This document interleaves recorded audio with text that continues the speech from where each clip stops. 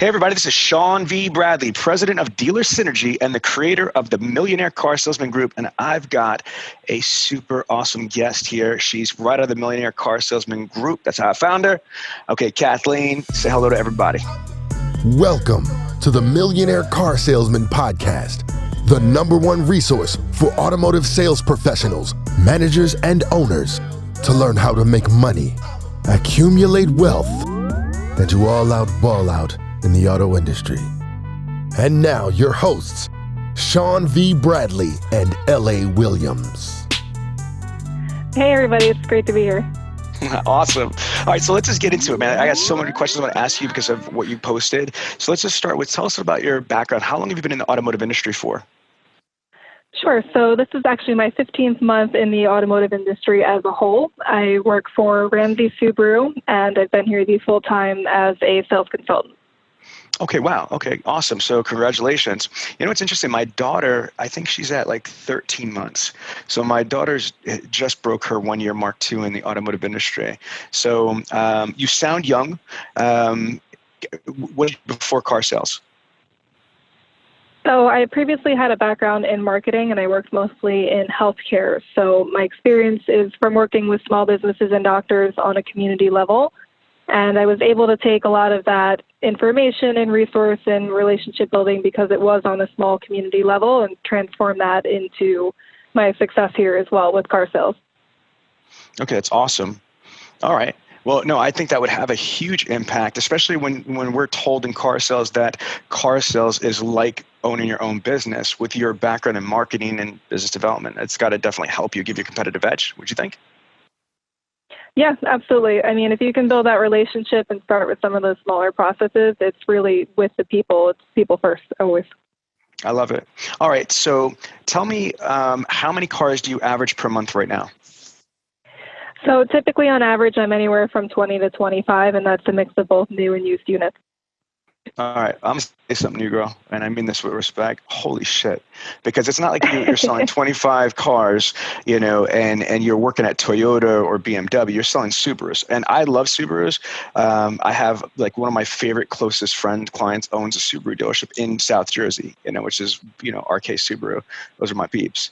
So yeah. Are you competitors of them, or you're in different areas of Jersey? We are. Nope, I'm quite familiar with them. So that's the competitor. Yeah, those are my people. So it's all good, though. It's all love. You know, they're good people. I don't know if you know that. Like, there are super awesome people at that store. It's Kia, Subaru, Chevrolet, and they have a Toyota dealership next door. But, you know, I know for a fact that Subaru is a niche market. A Subaru buyer, Subaru, like, you just culture, it's just different. Is that a fair statement? Absolutely. We find with our buyers, they're incredibly educated. They have awesome credit scores. Sometimes they'll know more about the cars than you do, even when you're on the top of your game. They're highest brand loyalty in the industry, I believe, last I checked. So you're getting people who are on their 4th, 5th, 6th Outback, and their sister, brother, mother, cousin drives this and that. So they're really good people. And if you can get into their touch points, you're going to have them as clients forever.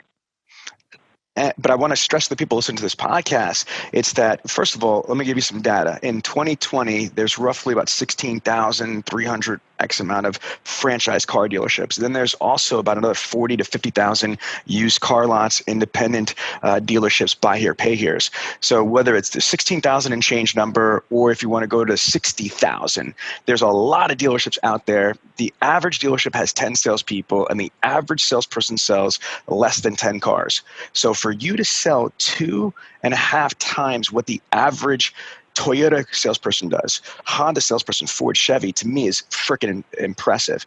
Because if you sold a tier 1 brand, like one of those very, very popular cars, like the Ford F-150 vehicle on planet Earth for 44 years. So if you sold 25, 30, you know, Ford, yeah, I give you respect. But for selling 25 to 30, 20, 25, you know, freaking Subarus, like, girl, like that's freaking huge. So congrats. I want to circle back to that in a second. Okay, so now, how long have you been averaging over 24? Because you've only been there for 15 months. Like, what month did you break your first 20 cars?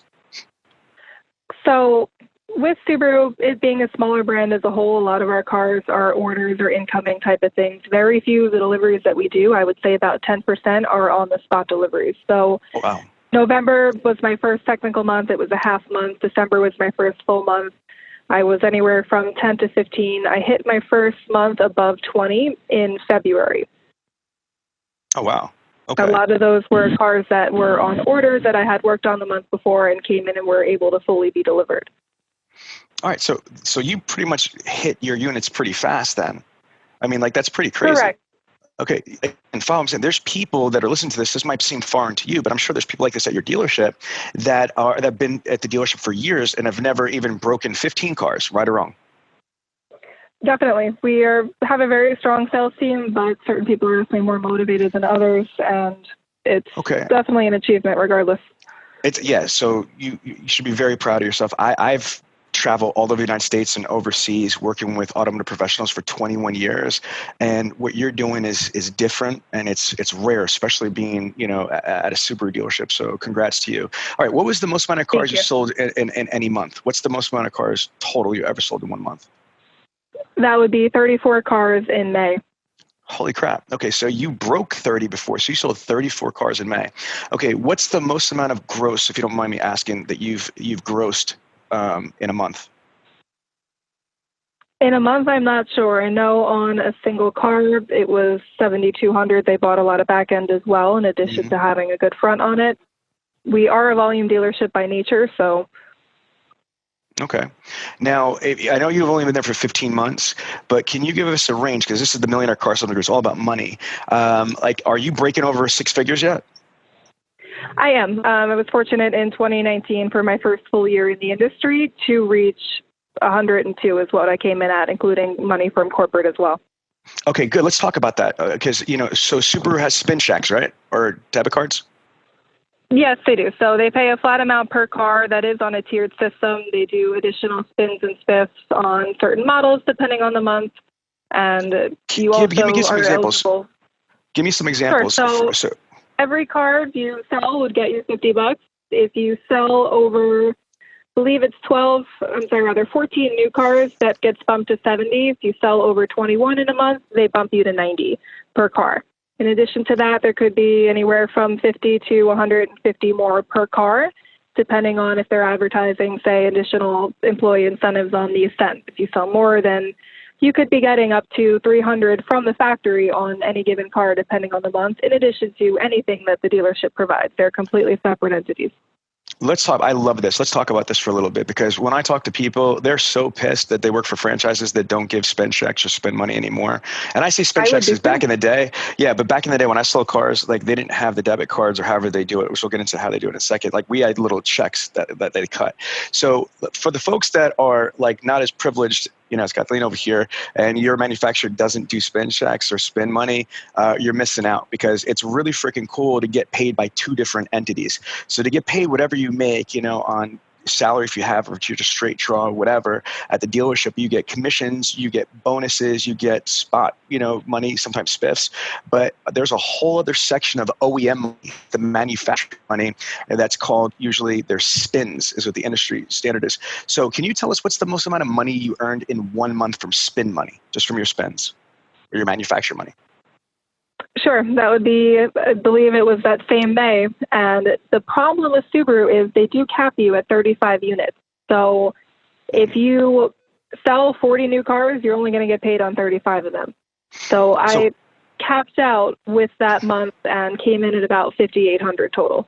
Holy shit. Excuse me. Like, are you serious? You made whatever you made at the dealership in that month from the manufacturer alone. You made almost 6 G's. Correct.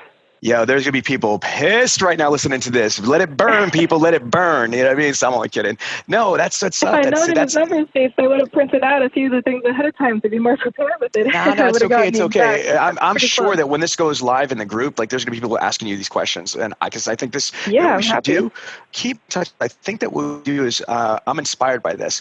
I think I'm gonna do a post about spin money, and then I'm gonna tag you so you can kind of jump in on this. But like, I'm so slammed right now, but like, I got to close my month like you do. So sometime in the first week of February, I'm going to do a post in there and make it a big thing and ask people, okay, who gets spin checks, spin money from your manufacturer? If so, how does that work for you? Yada, yada, yada. And I think that we could learn a lot in the group. Okay, so let's go through this. Yeah. Holy crap, $5,800 in spin money. Okay, what's the most amount of money you've made? I'm thinking it's the same month in May that you made total in 1 month? What's the most amount of money you made in 1 month at the dealership? If you add in your spin money, you add your commissions, your bonuses. I don't care if there's like gas card they gave you or like, hat tricks, cash dollars. If you added up every dollar you made legally at the dealership in 1 month, how much is it? That would definitely be that same May month. That was a huge month. So between bonus, commission, our salary is only $400 a month. So that's really nothing spectacular there on that side. But between Stop. Do you realize that the majority of dealerships have zero salary? The majority of dealerships are draw only. Oh, really? Yeah. So I'm just letting you know. So like, I want you to just know that when you say it's nothing, oh, wow. Like most dealerships have zero salary and they have a draw. So the draw might suck too. It might be $200, might be $400, might be $500, depending what kind of dealership you're at. And it's a straight draw, which means that, that you're making $400 or $500 a week, but then it's basically a draw against your commission check you get at the end of the month. So do you have just straight salary or do you have salary and a draw? So we're at $200 a week. 25% of front end, 5% of back end, and then you have your bonus, which is based on the amount of cars you sell, starting at 16 units. Okay, cool. All right, sorry for interrupting. So give me that number. What's the total amount you made in that May? Everything all in. So definitely for that May all in, including the Subaru spins of about $5,800, I would say I came in at about $14,000 or $15,000 that month. Holy shit. Girl, that's more money than what the average BMW salesperson makes. The average, Maserati salesperson makes. So again, you're slinging Subarus, and I'm not hating because I used to sell Lincoln, Mercury, Mazdas, and Kias besides Nissans, and you know what I mean. So metal's metal to me, but I'm just saying, this is why we do this podcast, because people would probably never think in their life that a young woman that was in, and I say woman on purpose, a young woman that's been in the industry for only 15 months, broke over $102,000 in the first full year and made over $14,000 in 1 month, maybe even $15,000, and sold 34 cars 1 month. So let's just put this in effect. If you're at 14.5, I just want you to put this in perspective, times 12. Okay, that's $174,000.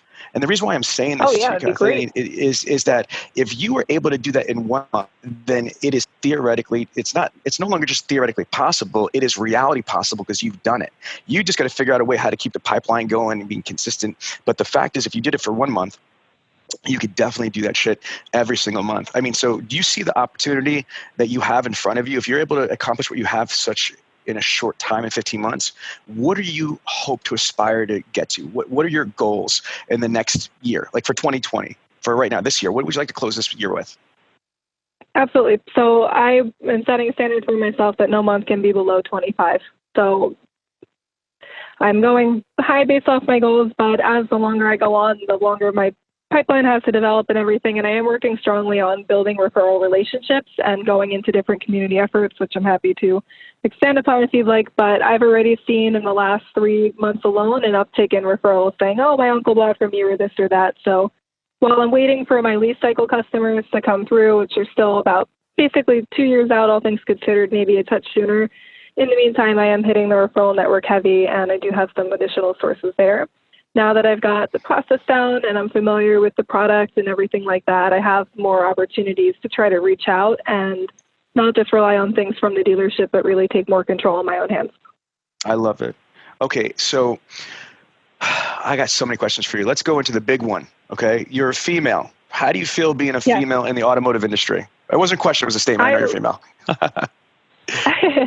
No, I got you. I love it. You posted an infographic a few weeks back in the group talking about how we don't have enough women in the industry, and I completely agree with you. So women, I wish I remembered the exact statistic you posted, but are so involved in the decision-making process, and there's not enough people on the other side of the table to represent that. So a large portion of the business that I do actually comes from local Facebook groups. Everyone in the community has like mom groups. So all of these moms are on Facebook asking for advice on their children's birthday parties, what doctor they like in the area type of things. And that network is huge for tapping into and networking and, meeting these other moms within the community who are, of course, making big decisions on the cars they want to drive and for their family to purchase. So having the opportunity to work exclusively with women in some of those settings, I found has been huge, not to mention the people who come into the dealership and specifically request to work with women.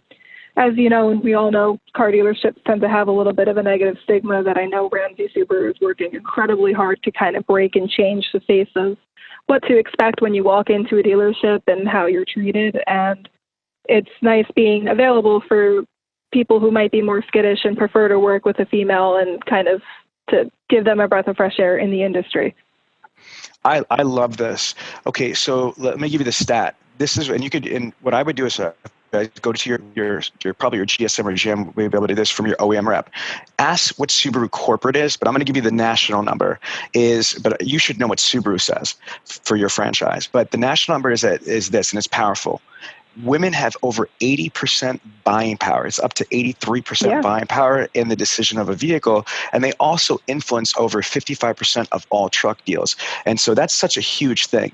Now, I'm not a female, so I can't say why from a female's perspective, but I could tell you from a guy's perspective and a 21-year car guy perspective of how fucked up the situation is for females in the industry. Here's what I believe, and then I want to get your clarification if you agree with me, disagree with me, just your perspective. But I believe that, the whole mindset is jacked up, and it's even deeper than just male, female. Let's just start with I'm not asking yet, but if you guys, but most dealerships all the bells, so they have these ridiculous rules. And one of the reasons I feel that is back in the day, and even today, but especially back in the day, dealerships weren't productive. The individual salespeople weren't productive. So you had to work 12 freaking hours to be able to get even just, if you're lucky, one car sale. So that's what those hours are there for. But in 2020 with technology and freaking, Amazon, Alexa and Google Home, and we've evolved except for the hours. And, females, again, usually have a lot more, I don't know, not just emotional, but also responsibility tie-in, whether it's with the kids or it's the home and so that. And I'm not diminishing that. Follow where I'm going with this. So it's not realistic for a female to have these ridiculous hours. So I think that the culture itself, the mindset of the operations, whether it's the scheduling, it's the shifts, it's the hours, I think one problem. Next is that I have two beautiful daughters, one's 9 and one's about to be 21, and the 21 soon to be 20-year-old, in the automotive industry, and I'm married to my queen. And I'm going to tell you right now, definitely that book is real. Men are from Mars and women are for Venus. And my point being, if you got a bunch of guys, managing a bunch of guys is totally different than managing a bunch of females. Again, just because of mindset, skill set, like emotionals, the way we think, all sorts of stuff. And part of it is that, some of the dealerships, or most of the dealerships still, are relaxed. There's different attitudes and different stupid shit that people say or joke around with or whatever. It's just not conducive. So I just don't think that the environment, for whatever reason at the dealership, whether it's the culture, it's the attitude, it's the respect, it's the hours, is really conducive for females as much as it should be. That's my thought. What say you? What are your thoughts on that? I completely agree with you. I mean, I'm actually a single mom, and I'm lucky to have shared custody with my daughter. We're both 50-50 in terms of time, but the hours are definitely a killer. So other than that, in terms of the dealership, in terms of everyone being respectful, I work with an awesome group of people. I am the only female salesperson. I think our team right now is made up of 14 or 15 sales guys, and I am the only female. Everyone is beyond respectful, and I have no issues on that standpoint, but for a female looking to break into the industry, I could see how that would be intimidating to be one of the only females in the workplace. And then secondly, we do still have bell-to-bell shifts where you're there, you get stuck late, the nature of the game as anyone does, regardless of whether you're male or female. That customer walks in at 6:30, you're set to leave at 7, you're not getting out of there until 9, You make it work, you find a way. So that isn't always conducive to a family life or to someone with younger children. And that could be a reason of what's keeping most women away, especially being a volume store and the fact that money is made off of volume and units. It's not something you can really do at a reduced hour rate. You're all in, or you kind of have to be all out. Well, no, absolutely. Now, here's my thing. I know the answer already, but I want you to say it aloud to our listeners. Do you feel you have a competitive edge on the floor because you're the only female? Absolutely. Hell yes. Good. At least you're honest. I like you, Kathleen, because let's cut through the bullshit right here. I'm going to say this right now. If you're a female and you're in the automotive industry, if you're not crushing the floor or at least, up with the top, 3 or 5% of your store, then you're freaking lazy because you're fucking built in with an automatic competitive edge because again, females statistically will feel more comfortable doing business with other females. And if there's no other females or just one on the floor, I can't tell you how many times my daughter says, that people come to her all the time because she's a woman and they feel more comfortable with her, less threatening, And I'm going to say this, managers and owners, if you're listening to me, you're out of your effing mind if you're not looking aggressively trying to recruit high-level females. Females are going to be more attentive to detail. They're going to be more reliable, and they build more longer-lasting relationships. Now, I'm not saying anything about anti-guys. I'm a guy myself, but I'm just keeping it real and giving credit where credit's due. What's your opinion on what I just said? I agree with you completely. And having that competitive edge is because you are able to relate, one, with women better, and two, you come across as more trustworthy. I think one of the reasons I am very successful is I am very honest and truthful and upfront with my customers. I explain why things are the way they are. And it's being able to build that relationship and have that aspect of trust that is so hard to gain for anyone. When you walk into a car dealership, you can tell that people are on guard and they're waiting to be attacked and all like the tactics and the slide things and everything like that. So to be able to start off, as a woman and be kind of a little bit softer with it all, and then paired with me being truthful and honest and working deals with integrity, it's a winning combination. That's strong. Okay, so again, I got to be sensitive because you have coworkers that are probably going to hear this when this drops. So what would you say, like, where are you at? How many people are on your floor? How many salespeople total on your floor? I'd say 14 right now. Okay, now where do you rank? If you're selling 20, 25 cars, where would you say that you average every month? Are you in the top 1, top 2, top 3, top 5? Because I'm trying to gather, does everybody else at your dealership sell 20, 25 cars or no? So it's a little different here. Our top sales guy is one of the top, I would say, in the country. I came in as the top rep. He sells probably about 70 or so a month. So it's 70. Not really a fair Wow. comparison. No, I understand, but it's still cool. I would say that's conservative. So with him being the number one regardless, I am a close number 2 between myself and there's typically one other guy. And then under that, there's a gap probably of about 6 cars any given month. Okay, so you're in the top 3. Easily, yeah, that's always about right. Okay, good. So then here's my question. How the hell did you just kind of get into the automotive industry and you just got top 3 from the door, or close, you got there? You must be doing something different, something better, something more than what the majority of people are doing, not only in your store, but across the country. So kind of tell me, why do you think that you sell more, or why do you know that you sell more cars than the vast majority of people in your dealership, and damn sure more than double, almost 2.5 times more than the average salesperson in the United States? So let me put this in perspective, girl. You sell more cars, more than over 150,000 automotive sales professionals in the industry. You sell more cars than. Wrap your mind around that. That's insane. I'm keeping it real with you. Things. One, I absolutely love this brand, and I love these cars. So I drive one myself. My family has quite a bunch. I work on the cars myself. Every weekend that I find a car meet, I'm at the car meet.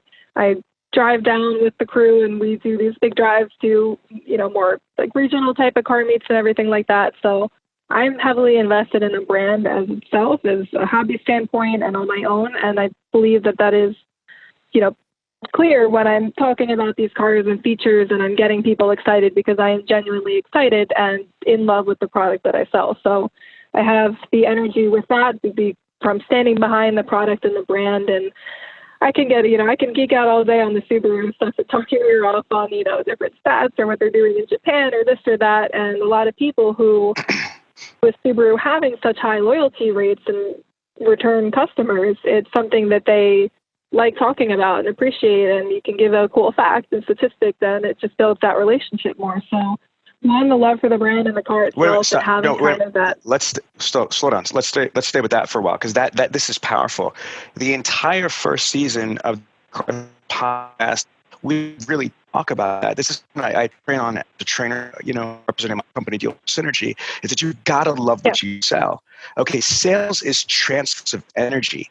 If you're not excited, passionate about it, why the hell should prospects be? So I love what you said. So tell me, if I heard what you said, you love Subaru to the point where you own Subarus, your family, owns Subarus. That I love that, and that's kind of basic for our listeners. But what you just said right after that, oh my gosh, I rarely hear anybody say. And so what I heard you say is you go to freaking Subaru Meetups. That is brilliant. Most manufacturers have things like this, and if they don't, the local community, there might be people that there's a Corvette meetup. Exactly. So let's talk about that. Talk to us about Subaru Meetups, because you remember, from your perspective, you don't know what most people don't have. You know what I mean? Like, you're spoiled being where you're at in a good way. You know what I mean? Like, try to imagine, like with spin money. Can you imagine like talking to somebody, I don't got no spin money. Oh my God, well, that's nice, boo-boo. I just made almost 6 G's on spin money. Sorry that you don't work for Subaru. So same thing here. Explain what some of these events are. Give me some of the names of them. What do they do? Like the ones from the manufacturer, the ones are from the dealership, ones from the local community. Okay, unleash. Teach us about these events. Sure. So Subaru has the WRX. It's our, famous boxer engine rumble, a big, nice car for racing and everything like that. We do have the BRZ as well. That's not as popular, but people come in, they buy these cars, and they're taking them to performance shops, modifying them, jacking up the horsepower, taking out the back seats, lightening weight, everything to basically race these cars. And there are a million and one things that you can do. We have 2 groups in particular in the Bergen County area, the northern New Jersey area that I'm in now, Garden State Series, and we have Northeast Subaru Squad. So these members will plan meets in each group respectively, are thousands of people. And to go out, even if it's just a Sunday afternoon for 2 hours, everyone's gathering in like the parking lot of a mall and talking about what exhaust they have on and how they're tuning their car, where they're taking it, or, what part do you think sounds best for this routine or type of thing. So to be within those groups and to kind of weigh in on the hobbyist side of it is well beyond the purchase, but building those relationships and going there and being able to kind of talk about it and immerse yourselves in the car is what builds connections too, because that community is so close-knit because of how much they love their own cars. If they buy from you, and someone's in that club or looking to get in, they're going to, of course, ask, well, where do you guys buy from? You all have them. You know something I don't. And it gets sent to us. So, okay, couple questions.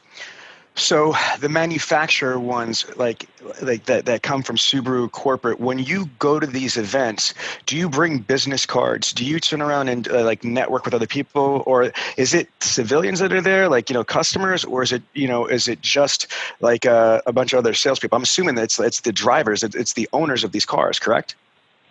Correct. These are not corporate events at all. These are purely hobbyist meetups. It's nothing to do with corporate.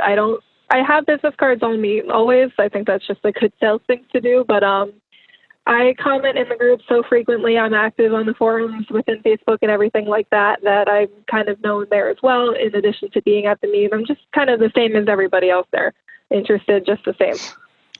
Okay, perfect. So that's freaking awesome. Have you ever, by going to any of these events, built a relationship that you sold a car from? Yes, definitely. Not immediately. It's more of an after thing or down the line, or I'll get a referral from that source, but nothing on the spot, and that's fine. Well, but I wouldn't expect to sell a car when I'm in the middle of like a fun, social gathering. But the point is that by going to this activity and networking physically with people that are interested in the product you sell, you were able to develop both referrals and sales. That's the learning point here. Ding, ding, ding. I love it. Next is that you created your own Subaru group on Facebook. Have you done that yet? I have not. No. I am an admin of a group, Northeast Subaru Squad, that my boss actually started, and I'm heavily involved in that as well, but I don't have my own group as a whole now. Okay, here's what I'm going to do. Because you were kind enough to allow me to interview you, I'm going to give you some high-level advice that if people pay me a lot of money, that I'd give them. You ready? If I were you, based on what I'm hearing about you and I'm profiling you in my head, you have subject matter expertise, you have love, but most importantly, you have passion, for this. If I were you, here's what I would do. I would, go to Facebook as soon as we get off this fucking phone and just literally think about what are you the best at, okay? And so, the performance thing, anything, not that you're not, but look what you have access to. Look at your dealership, Ramsey Subaru, like a Hollywood studio. And so, let's just say if people Subarus, then try to, in your mind, think of yourself as a Subaru, like Genius Bar, like Apple Genius. My wife just bought a super expensive BMW. They sent a genius person, that's his title, the BMW genius person, to come through. Can you imagine if you created a group on Facebook that had to do with, everything about, the Subarus? So I would just call it everything about Subarus, or I love Subarus, or whatever you want to call it. And then what you can do in there is really just create a forum of people want to ask questions, about the technology. I mean, think about this. You are a subject matter expert. Think about all the deliveries that you do, how to sync up the satellite radio, how to, sync up the garage door opener, how to turn around and you do this, how to do that, all the technology in there. You could create a bunch of content and put it into that universe, but then also start conversations. Do you see how I run my group? My group are people like you. You know what I mean? Like, you guys are clients. Maybe like your GM and your dealer principal's my usually client. I don't normally work with salespeople just because it's not my spot. You know what I mean? But like, again, so that's one of the reasons why I create this group. Like, do you see how much money worth of time and value and information is in the Millionaire Car Salesman group? Would you agree it's valuable or not? Absolutely. I've attributed a lot of my success to the info that I've had in there and being able to reach other professionals who are just as motivated to succeed and have been doing this for quadruple the amount of time that I have. And I see that as a resource. And I think that often in the car industry, it's every man for themselves, and that's not always the case. It's you need each other. There's very few people that understand the chaos that goes into car sales. Yes. So now think about this. Why don't you become the millionaire car salesman for Subaru? Not the millionaire Subaru girl, you know what I mean? But I'm saying, you want to be able to create a forum with what you're the best at, you know what I mean? So that you could just create some shit on your phone, or just like do a video on your phone and just upload it. You know what I mean? That if it's something that you have to do research on, then it's more problematic. But think about if you're just going through your day to day, and there's different problems or challenges, different questions that people ask. You could even say, hey, listen, I just got this question that somebody just asked me, and I haven't heard that one in a while, or haven't heard that one before. I just want to give it to the group. You know what I mean? And then you basically have your own tribe. Become an influencer. Influencer marketing. I am going to play on the female profile here. Have you heard of Fashion Nova? Of course. Yeah.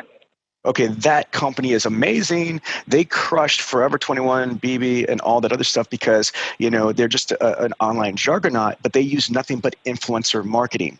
So again, try to imagine if you become that Subaru influencer. I want you. There's a woman called Super Car Blondie. Did you hear her?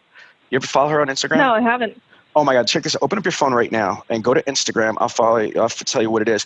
This woman is like ultra famous. She's a major celebrity influencer, and it's super. Yeah, her Instagram profile is Super Car Blondie, 5.4 million followers. She's got her own TV show, and all she does is, talks about like all the manufacturers give her the rarest concept cars. Okay. And so what I want you to do is when you get off the phone is I want you to pretend in your mind you are the Super Car Blondie for Subaru. Okay. In your head, and start building that shit. Make believe like the president of Subaru personally came to your dealership and asked you to do this project. And how seriously would you take that? Can you imagine if the owner of Subaru, the president of Subaru, came to you personally and said, Kathleen, I got a job for you. You're like, oh, no way. Yeah. Think about that. It's just content. And I'm going to reference you. Huh? Go ahead. Is that I referenced this in my training. I talked about it the other day. Were you on that podcast with Ali Reda? I was, yeah. Okay, so think about what that man has accomplished. Did you hear what he said? He makes over $100,000 a month on the showroom floor. He like he said it just like hit me hard. He's like, people think if you make 6 figures in a year, it's really good. And I thought so too, but I'm here to tell you, you could make that in a month. Bam, shots fired, bumble clap, pop, pop. How crazy is that shit? You know what I mean? And so, better. now think about this. There's a kid named Ryan's Toys. You know that little boy that made $59 million in the last 3 years at 8 years old? You heard about him? Yep. Top toy on YouTube, the toy videos. Yes. So here's my thing. People, like, he made at age 6, $11 million in 1 year. At age 7, he made $22 million. At age 8, he made $26 million. So he's made by 8 years old in 3 years, $59 million just reviewing toys on YouTube. Why are you not turning around and going through that? You know what I hear? I would have like my YouTube channel be off the fucking hook. And again, I caution you to not use the word Subaru in your branding, even though you might be Subaru tattoo on you, is that God forbid you ever leave that brand or you leave that dealership or fucked up brand equity that you built in. 1. 2 is legally you shouldn't. There are dumb salespeople out there. I'm sorry, you're just Correct. dumb if you're going to start a business without doing research. But these things are copyrighted and trademarked. Now, I'm not saying that your manufacturer is going to come in and stop you, but they absolutely have absolution power. Think about this. Your manufacturer could turn around and squash Ramsey Subaru whenever they want. What they give it, they take it away. It's a franchise. So they could strip that flag from any franchise dealership. So what do you think if they have the power that your dealer or principal, your owner, has spent tens of billions of dollars in inventory and acquisition, all this shit in the facility, and they could have their entire lives taken away from them? And I could reference that because that's what happened in 2008, 2009, when we had that major recession. General Motors and Chrysler shut down dealerships that were in business for like 80, 90, 100 years, shut them down because the OEM was suffering. So my point to you is if they have that much power, what do you think they're going to do if you branded your name Subaru Girl or Subaru, whatever it is? So my advice, though, is don't use Subaru, but try to pretend that your channel's all about Subaru. And your channel could say Subaru on it, like in graphic, but not the URL. If you have a personal website, do you have your own personal website yet or no? I don't. That's everything that I'm starting to look into now. And I actually do have a full content list of things I would like to make videos on, one of them being why the Ascent is a great family road trip vehicle. Another video topic I have planned out is why the Crosstrek is a great car for teen drivers. So why our safety system is superior for elderly drivers type of thing, on how those systems can help someone who might need a little more assistance now with driving. I do have a content schedule planned out, and that is kind of what I'm fired up and looking forward to working on over the next few months. All right. Well, I'm going to do something right now that I've never done in the 3 years I've had this group. You ready? Yeah. I'm about to give you $3,000 in free shit for nothing. I wasn't even planning on doing this, but because of how impressed I am and because you're a female, okay? And I'm saying that in the way that I want more strong, successful females in the industry. I don't want token females hire somebody because she's a female, but the industry needs more people like you. I mean that. It's not just that you sold 2025 cars, but it's all the shit you're saying. I'm like, I love it. I love it. I love it. I want my daughter to hear this podcast, So let's go through this. Here's what I'm going to do. I'm going to give you your own free, complete build-a-brand platform. So it's not just a website. It's going to be the whole platform. That's going to be the digital business card, the inventory integration, etc. My net cost on that is over $1,000. The retail could be up to $2,000 for that. So we're going to give that to you for free. I'm friends with the owners. I don't own the company, but I'm very close with Brian Chapman and Cameron and all those guys. So I'm going to get you a build-a-brand platform, 1. Second, I'm going to give you my Bradley on Demand platform for 1 month for free. And my saying is that, again, that means that when you're ready for this, if we do it in February, great. If we do it in March, whenever you're ready, you're going to need to kind of binge watch and do that. There's a lot of content in there, and you're going to go through certification. So that's worth. I charge dealers over, anywhere from $1,500 to $2,000 a month for what I'm about to give you for free. In addition to that, check this out. I'm going to do 2 coaching sessions with you, but there's a catch to this. Okay, so it's not really totally free, but it's free. Is that I will give you this platform. I will give you my personal time, and I charge $12,000 a day to talk to a dealership. Facts. So the only thing I would want you to do is, as I'm coaching you or as you're using this, I'd like you to kind of share your experiences in the group. That's all I would ask. Is that fair? Yes, absolutely. This is a complete game changer. I would be more than happy to document it too, because another thing with that, if I have access to the systems and the tools, and these are proven process, I've been following you for a while and familiar with what you've done in dealerships and such like that, and the access to the information that I've had so far as I look into it more is incredibly valuable. But to be able to hopefully like track progress and show other people the progress as I go along with it, I think would help others too, maybe even more women to come in the industry. That's why I want to do this. I really, my daughter is going to eventually come work at Dealer Synergy. I tell her she's the heiress. You know what I mean? Like I say that to her all the time. I'm like, hun, like you are going to be the chief executive officer like your mom, one day of this company. So, there's a woman that runs my company, my wife, because she's a better executive than I am. I'm the better car guy, but she's the better executive by far. And, I play my position, she plays hers, and, we have something really special. But I got a bunch of ideas for you. Oh my gosh. I'm telling you this right now, you need to create a Gmail account. I don't know what you might already have one, but if you have a Gmail account, that becomes your your YouTube channel. And so you got to think of, do you have a brand? Like, for example, my daughter is T Got Your Keys. You don't have to have anything. Yeah. Yeah. So do you have a brand yourself or no?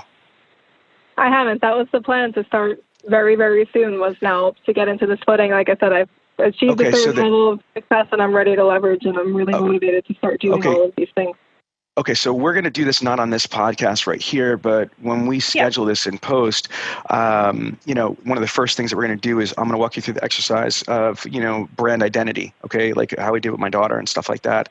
And here, I'm going to give you something. Here's another $500, ready? And I'm also I'm going to design your logo for you. I have my graphic team design your logo. So I'll help you brainstorm. Me and my team will help you brainstorm with the coolest brand. And then not only are you going to have your own website, which is yours, and not only are you going to have your access to my platform to get certified through me and my team, but you'll also have the coaching sessions with me, and I'll help you with your brand identity, within your dealership, like T Got Your Keys, whatever that turns out to be, and we'll actually design the logo for you. That's a lot of free shit, girl. I mean, this is where absolutely goes. Speechless. I'm so excited. I can't even express how thankful I am for all of it. I'm so excited. No, but you know what? But here's the thing: real recognizes real. I mean, like, think about what, like, you said you're a single mom, correct? Like, look, like, check this out. Like, the fucking industry needs more people like you. You could have been sitting on your ass looking for some Obama phones and some government cheese and shit, but you're out there on the lot selling cars and making money.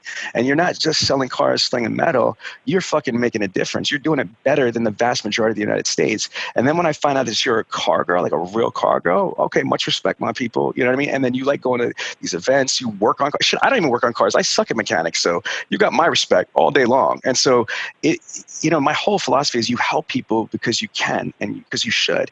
And so I've been blessed by this industry. And when I see people that could contribute, I want to try to help out. So that's straight up. And I don't want anything. The only thing I'd like to do is I want to have it in the group so they could learn from it. Like, I don't need anything from it. I'm good. But, if I'm going to give these resources, I can't afford to give 15,000 people free websites and free time and shit like that. But when I find people like you to invest my time in, I want that to be able to get scaled out to the rest of the people in the group. So it'll help them. Hey, yeah, I tried this and shoot this, because you haven't cursed yet. So I have a potty mouth, but like, I don't know if you curse or not. So if you're a nice girl, you're like, this was a rough day. If it was me, I'm like, I had a fucking horrible day. These people drive me crazy. But I want you to just like keep it real. You don't have to be, again, my personality, but I want you to keep it real. Like, I tried this thing that Sean said, and man, this shit don't work here. Maybe it's me, maybe it's the world, whatever. I don't want to give people bullshit. I hear not everything's going to work for everybody. Sorry, not everything's going to work for everybody. But, if you have it's up to you to make it your own. Absolutely. I like this. And I think that, this is going to be huge for you. I'm going to tell you this right now. If you did 34 before, I guarantee with my system, people, my resources, you'll be hitting over 50 cars, girl. There's just no way you're not. I'm in the process, off the record, developing like a $75 million software product. You know what I mean? So I'm pretty good at this stuff. So you are way ahead, the vast majority of people, mindset-wise, of what to do. Now, let me transition this. I'm going to give you some advice because I know the Subaru brand is about safety and family. Yes or no? Definitely. Okay, I'm going to tell you something that drives me crazy because I'm originally from New York, but I live in Jersey. I sold cars in Jersey, in Central Jersey, South Jersey. I worked at Weissel Lincoln Mercury Mazda in Brick. I worked at Pine Belt in Toms River. I worked at Ray Katina, in Edison. So like, I'm a Jersey person. Yeah, and Cherry Hill Nissan in Cherry Hill, New Jersey. So like, for me to be able to say the next part to you frustrates the shit out of me because I got a lot of Jersey dealers, and I've told everybody to do this. And to my, because I'm giving a lot of shit, this is going to be part of the, and it's going to help your career beyond belief. I want to look into how to get certified to install, inspect car safety seats. Okay, how to install, inspect car safety seats, because different states do it differently. And I don't have the time, the desire to do it because I don't sell cars anymore. So, but I would highly recommend that you look into New Jersey. You might have to go through, just go to Google and look into the National Highway, Transportation Authority. How do they do it? There might be a federal program. Some it's police department, some it's the fire department, and in places it might be an organization. But I would search through Google. I would, I would go through the police department. I go through the, fire department. I go through the, the paramedic department, what have you. And there's got to be some place that's out there. And here's why I'm saying that is two reasons. One, you seem like a really nice woman, and you are a parent, so I already know how important your child is to you. Well, everybody else's children, they're pretty damn important to those parents too. And so you might not realize this, girl, but one of the leading killers of kids isn't cancer, isn't SIDS. Incorrectly installed car seats. Right. And so 70%. there you go. Do you see what I'm saying? So you got the stats right there. So, but question, are you certified to install and inspect car safety seats? I am not, unfortunately. It's something that I've only had a certified pro install it. So. But so do you hear what I'm saying? Now, you know what you could do with that is now you could put that on your business cards. You could put that on your new website. You could turn on and put that I am the only certified car safety suit inspector at my dealership, or in Subaru, in Subaru in the state of New Jersey. So you can find this information out from Subaru Corporate or from the state of New Jersey. Can you imagine what that is? And then you want a way to generate massive fucking business besides what you said before, which I loved about these shows, is that you could spend one day, just one day, check this idea out to prospect. Go to Google and type in daycare. What town is Ramsey Subaru in? In Ramsey.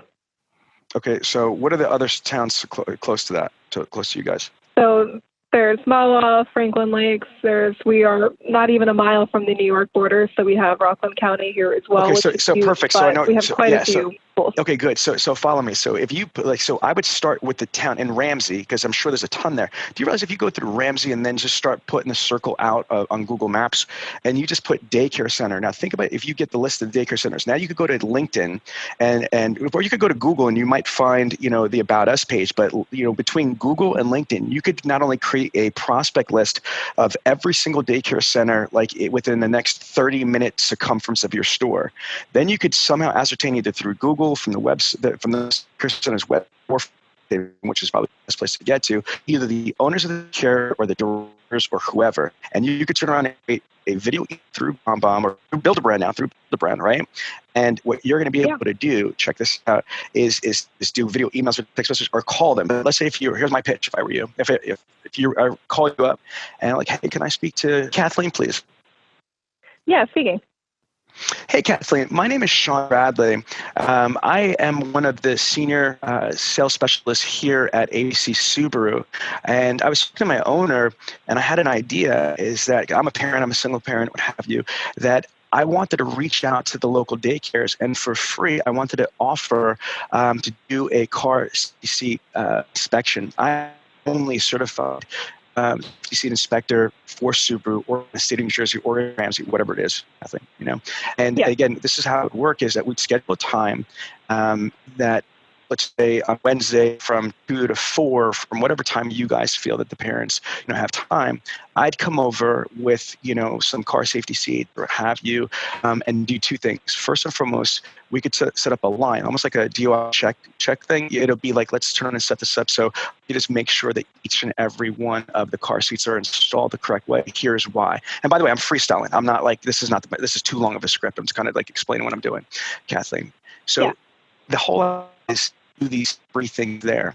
Now, when you're there, not only do you do the inspections, and you could also demonstrate or show things, blah, blah, blah. But while you're there, what CRM do you have, Kathleen, for real? What CRM do you guys use? We use eLeads. Okay, perfect. So there's an eLeads app, okay? And so what you're able to do is while you're on ground there, expecting is you're developing relationships with other moms. Okay, you are gonna, be pulling up in your Subaru parked in front. You're gonna, be able to talk about your child. How old is your child? She's about to turn 4. She in a car seat? She is still in a full-size car seat, yeah. Do you see my point? You see how awesome that is? You remember how you're talking about like going to the car shows or the car meets for Subaru that's there? This is just a mommy meet, but the parent meetup. This is just the same thing, and I'm telling you this right now. Human beings love their children more than they love their Subaru. And you even said how much people love Subarus, right? It's like a cult type thing. But even though the Subaru's cultish, I guarantee you that their kid is even more of a priority. So you see how this idea works really well. And since your dealership is really supportive, not only can you go out to the community, right? Not only can you go out to the community, but what you can also do is basically do this type of thing at the dealership, maybe even on a Sunday, because in New Jersey you're closed on Sundays.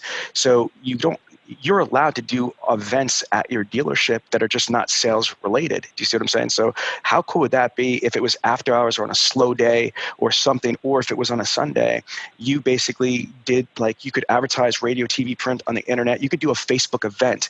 I don't know if you know this. You know how there's tent sales? There's dealerships that sign up with companies to do like a blitzkrieg, whether it's a direct mail drop or they have a staffed event, and it's just a blitzkrieg thing. Well, people can do a Facebook event.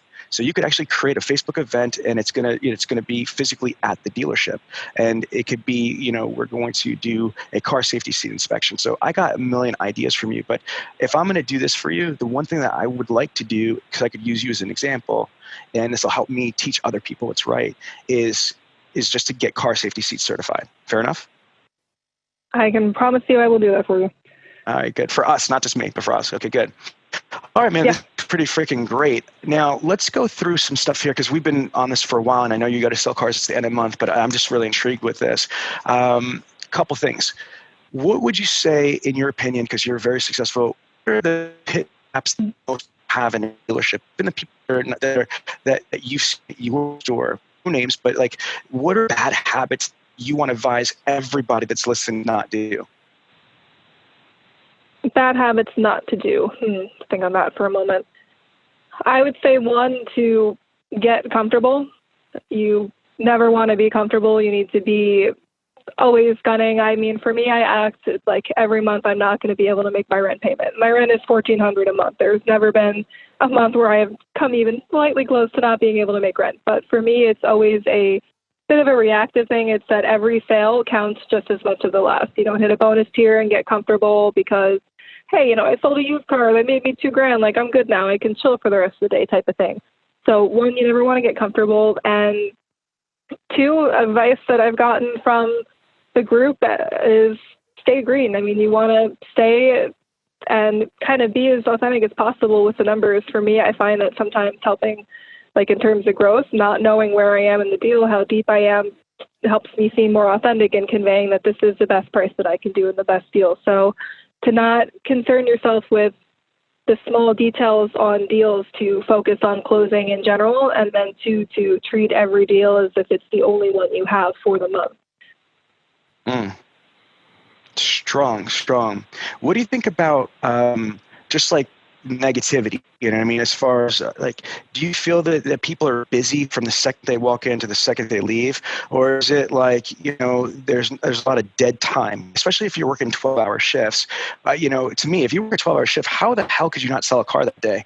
I mean, like Jesus, like for freaking hour in one place, like you're either not productive, you're not, or what you're doing is not valuable. You know what I'm saying? So do you feel that people are really productive or not productive? I feel that everyone has room for more within their day, myself included. I will hold myself accountable to that. So definitely, there's 12 hours is a lot of time. I think you posted a video not too long ago saying, like, breaking down hours into seconds on, like, the deposit bank that puts X amount into your bank account every day, and it's there at the end, or it's gone, and that's it. Yes. That's all those types of things are what's motivating me to find more resources and such. And you can't wait for things to come to you and ups to walk in. You need to be pounding the phones and hitting the traffic online and coming up with different ways to differentiate yourself as an individual within the brand and the dealership as well. So there's lots of time within the day, and it doesn't need to be something that, there will be times where you're staying late and working from home and everything like that, but you do have a lot of time right in front of you to take it and make it what you want it to be. That is awesome. That is absolutely awesome. All right, now tell me, what are your tips or things that you feel that why you're successful? So again, we already went through the crazy numbers of what you're doing, making, generating potential, especially that 34 unit month. What would you say, all of them? Let's say if you had a checklist, right? You had a checklist. Okay, this is the reason why I'm successful. This one, this one, this one, this one. Oh yeah.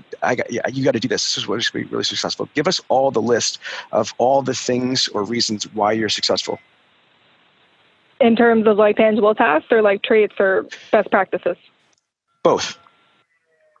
Okay, so I'm really strong with follow-up. I kind of follow the buy or die type of thing. I make sure that I'm available to you via email, via texting, via phone.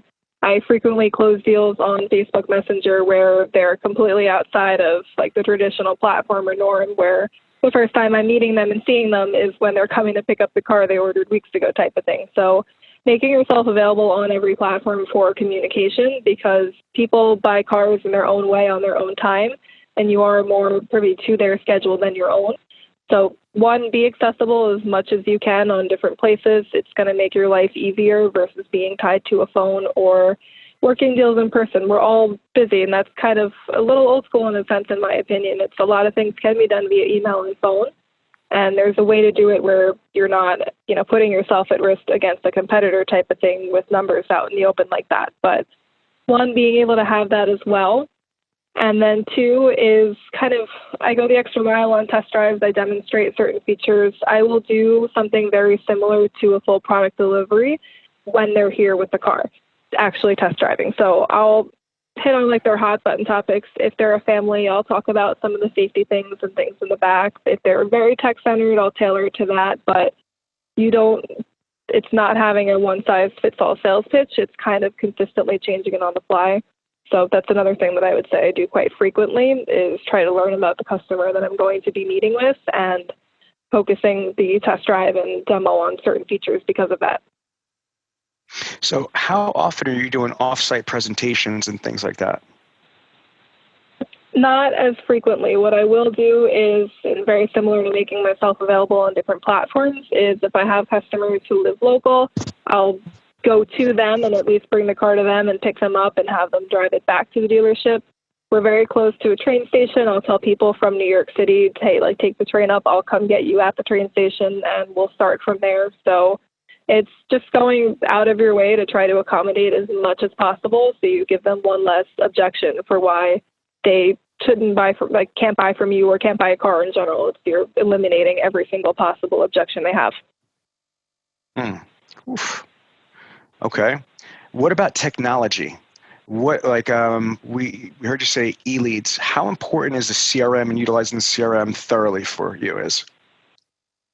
I have terrible memory. I will tell you right off the bat, I have the memory of a goldfish. So the second I'm done meeting with a customer, I go in and I make crazy notes. This way I remember everything. One, from numbers, and, very critical portion of it at least too, but I'll write down their kids' names. I'll write down stuff about their current car, any minute details that I think would be kind of relevant or something that they would know I would appreciate of them remembering. But to be able to rely on that and have it as a central thing, it's basically like a diary to me.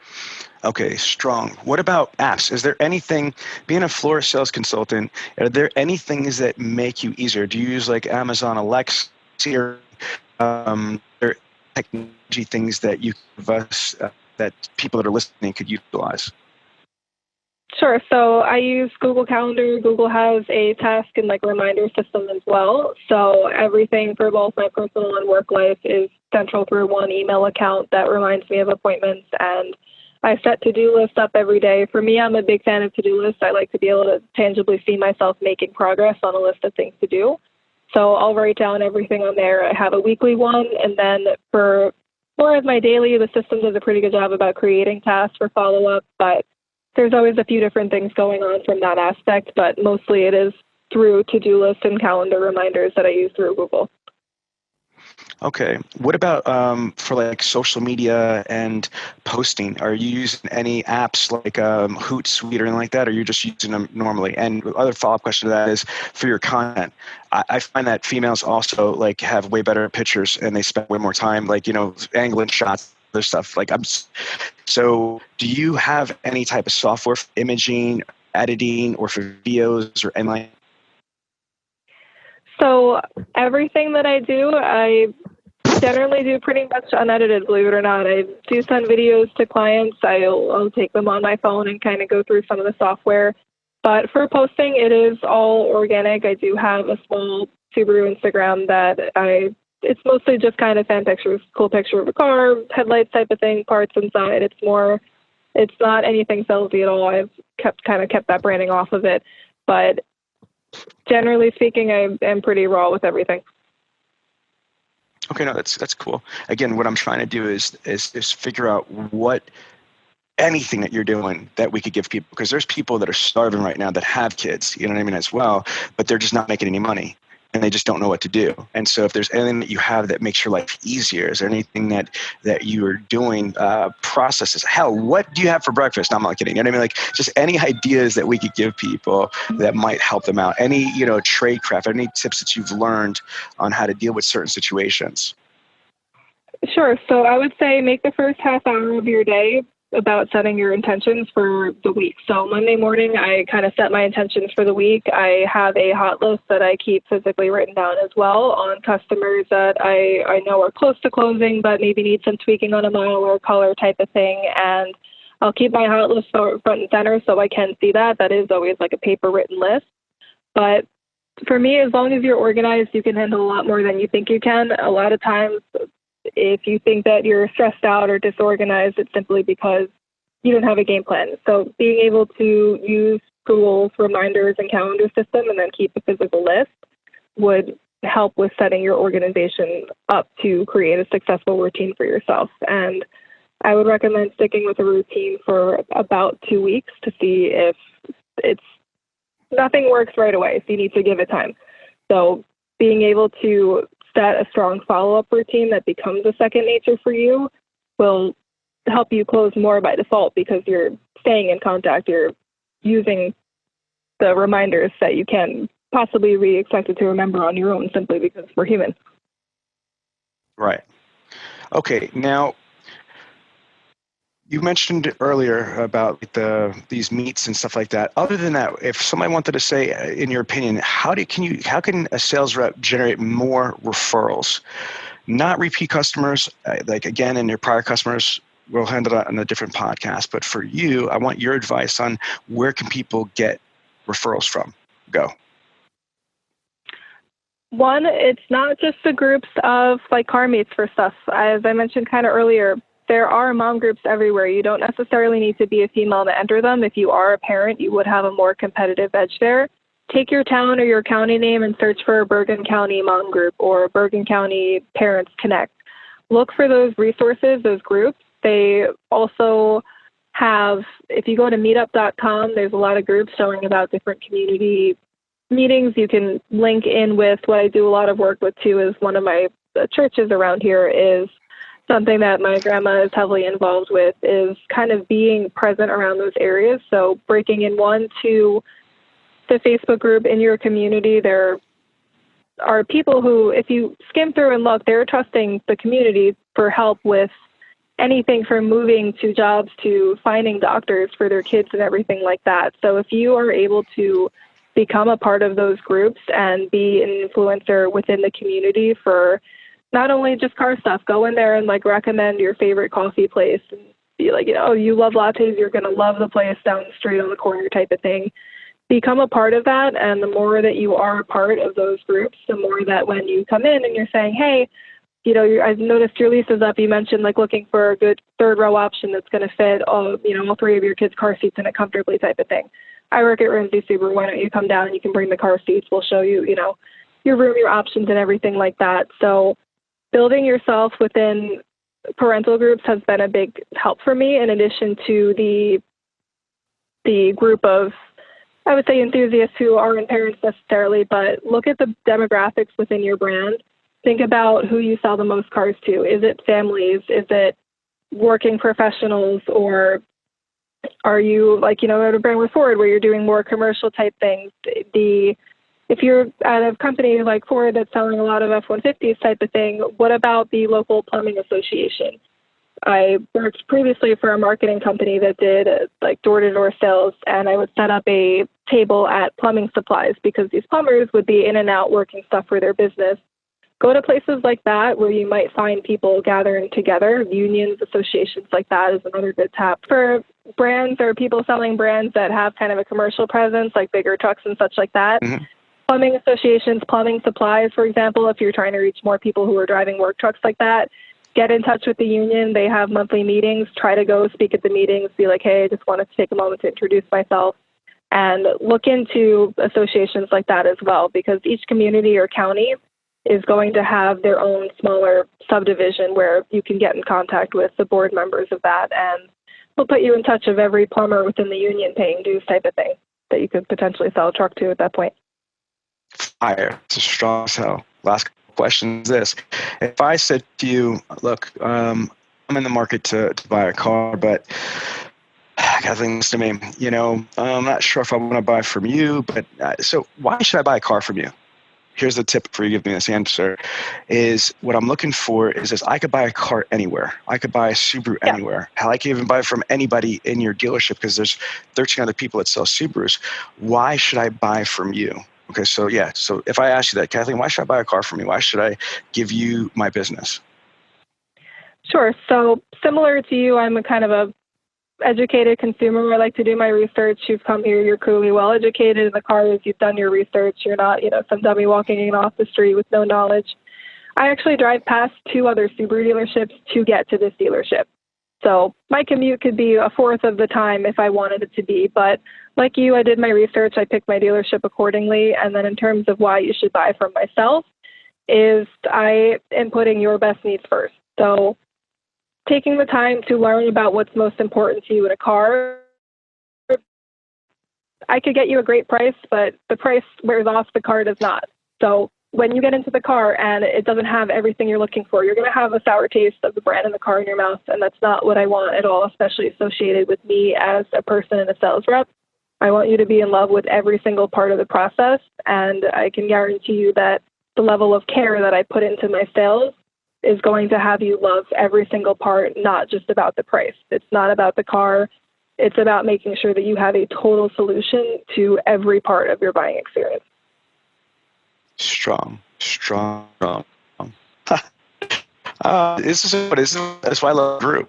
Think if you posted the other day, never said, hey, I'd love to be able to interview on a podcast, means that the 15,100 and I don't think we're at 15 members total in this group would not be able to have heard everything I just heard.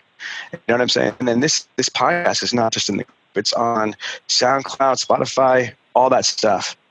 You know what I mean? So like, this is how crazy life is in technology and just like communication. This is why I started the group, because for me, do you know why? Why do you think the group is there? I don't know if you saw the story or the reason. Most people have no idea what the group is. Why do you think I created that group? To reach, help, and connect more people to work together. You're warm, but specifically, I didn't care about the public. I didn't care about, Ramsey Subaru, because you guys are not one of my clients. Build the group, my clients, because so much knowledge I have and so much information and 21 years of experience doing this. But every day there's so much content in the world. There's so much that we learn and evolve. It's like crazy. It's overwhelming. So I needed to be able to beside having my Bradley Demand Online University, that's like I told you, over $5 million product, all right? Separate from that, because that's just me and it's just on demand. I wanted to create an environment for my clients, because I love my clients. I want my clients to be successful. And so success isn't just like when it's convenient, it's got to be 24/7. So I wanted to connect them together because they're all either dealer synergy or Bradley Demand. And, I have a lot of, obviously Subaru dealers, a lot of different, dealers in a certain state or area. So there's a lot of similarities, and I want them to network to be able to develop relationships, develop, just the accountability correlation, and it started with that. That's why I created it. But then, that's especially why it's still a private group. Then I kind of just had people who were just like requesting to join. And, I said, okay, I have no problem doing this, but as long as we have real legit rules to the group where, especially you think about it, I'm very busy and my time is worth a lot of money. So if I'm not with a paying client or my family, then I'm not going to be part of like these groups that are out there that are just, full of shit. They're just fake information, or that's stupid stuff. And it's a time suck. I want to make value of this. And so that's how this thing started. But, I learned so much as a high-level consultant by the questions that get asked and the answers. Some are crazy, some are stupid. But, again, I know what to do, what not to do. I know what's the problem, I know what the solution is. So for me, this is like a mega crystal ball. But the more that I get in here, it's amazing. We just made this big industry a lot smaller and able to find things because I'm telling you had some nuggets on this podcast, and you don't sound like a 15-month veteran. You sound articulate. And here's another thing. I am at the highest levels in the world in professional speaking. I'm a CSP, which is a certified speaking professional. First of all, you have to have a certain level of professional accreditation for speaking to be a real full active member in the NSA. And then out of only, I think it's 4 to 6% of all professional speakers in the world ever achieve their CSP. It's like like a CPA for an accounting. And then on top of that, the NSA, the National Speaker Association, has this elite Illuminati group. Not really Illuminati, but that's elite group that it's called the $1 Million. It's like this concept, but way more strict. It's called the $1 Million Speakers Group. It's legitimate, and they check tax records and audits, financials. Like it's legit to be in the group. You have to make over $1 million a year in paid speeches to be able to get that. So the reason why I'm building it up is for what I'm about to compliment. I am at a high level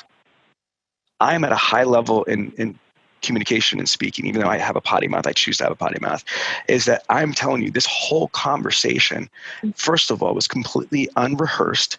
It was completely, freestyle.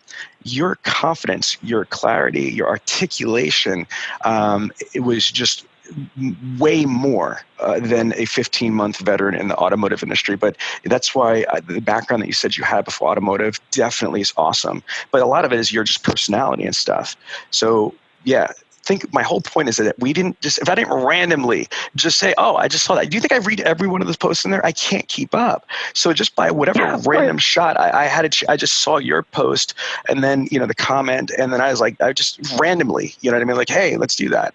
Let's do this podcast. And then the nuggets that I got out of here, they're going to be so much more echoed across the group, across the podcast platforms that are out there. And then think about all of the females that are in the automotive industry, and think about all of the females that might want to get into automotive industry. You just, you know what I mean? Like, you have a louder voice than I do speaking for you. Make sense? Yeah, definitely. And I immensely appreciate your time with this, and the compliments coming from you is huge. It's huge, really huge. No, listen, again, real recognizes real. And that's what I think, though, is that more people need to give more kudos. But, there's just people, men, females, everybody's stupid, is that they feel that, by praising somebody else or somebody else, good, whatever, it diminishes you as a person. See, I'm so secure with me as a person, as a talent, that I don't care. You know what I mean? Like, again, I don't care if somebody's like, oh, my brother said that person is awesome. To me, if somebody's awesome, they should be told that they're awesome. And I think that doesn't happen enough at dealerships, because I'm the epitome crazy car guy, and so it could be intense. How many appointments you got? Boom. There could be, intensity in stores, especially in New Jersey. But, but there's that extreme, but there's really the further extreme that they don't do, which is overly praise your people, overly congratulate them, overly stress on their accomplishments. I mean, that's what's going to really motivate people to do more, be more, and achieve more. Would you agree?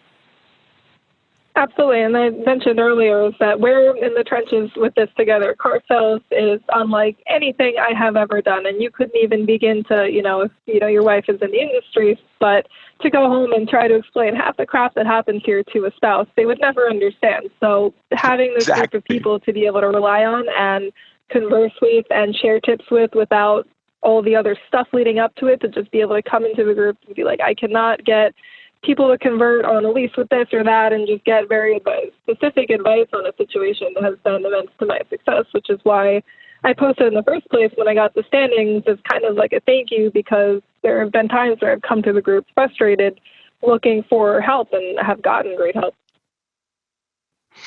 I'm so proud of what you're doing, and I'm so appreciative that that you remembered the group. And this is why I love it. Like, for you to say that this is an important resource and it's helped you, that validates all the times that I live stream at 2:00 in the morning or 3:00 in the morning when I have insomnia, because of this. So that's awesome. And I look forward to sharing your future successes with providing some guidance and some of these resources. The only thing I say is just let's document it and kind of show the good, the bad, the ugly, to try to help other people on what to do or what not to do. Cool? Yeah, I look forward to being as real with everything. We'll get right into it, good or bad. Ladies and gentlemen, if you like it, you love it, you want more of it, then don't wait for the next money show. Just go to bradleyondemand.com and take your career to the next level.